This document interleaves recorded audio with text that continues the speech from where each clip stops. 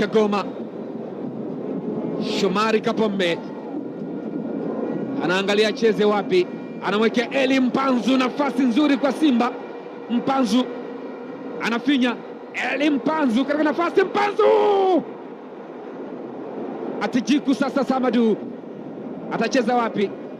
Anapelekewa pressure pale, amempasia mpinzani na anachukua boli ile. Cheza vizuri kabisa Al-Masry. Shamu, Simba anaongeza kasi. Zimbwe Junior kwenye gap lile, nafasi inaonekana. Eli Mpanzu anapiga baiskeli. Mpanzu weka pembeni sasa. Shomari weka cross ndani kule, jaribu kuondosha mpira na katika Bahir El Mahmoud Morsi kona.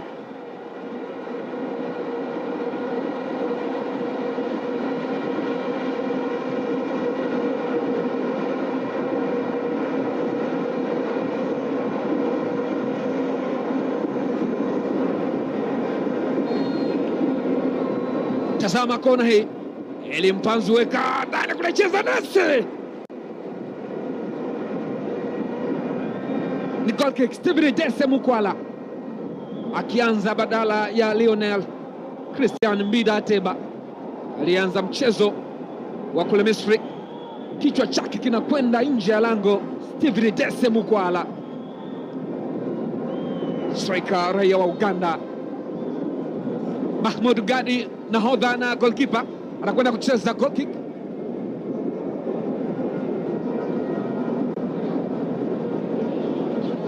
Hamza cheza maridadi kweli kweli. Hamza sema ni foul. Aligadi mali akampunguza mpinzani, moja kati ya wachezaji wenye kiwango bora sana katika nafasi ya ulinzi. Eli Mpanzu weka cross ndani huku, ni foul. Elekezo ya Simba Sports Club, amechezewa ndivyo sivyo.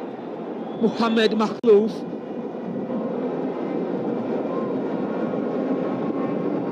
yupo chini bado.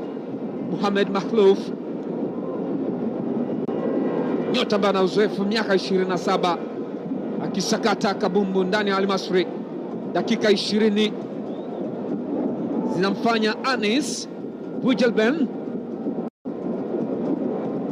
raia wa Tunisia, kocha mkuu wa Al-Masry, aendelee kufikiria nini cha kufanya zaidi. Simba wana kibarua kizito, wanahitaji kupanda mlima mzito wa magoli 2-0 waliofungwa katika mchezo wa kwanza, na mpaka sasa hakuna bao kwa timu zote mbili.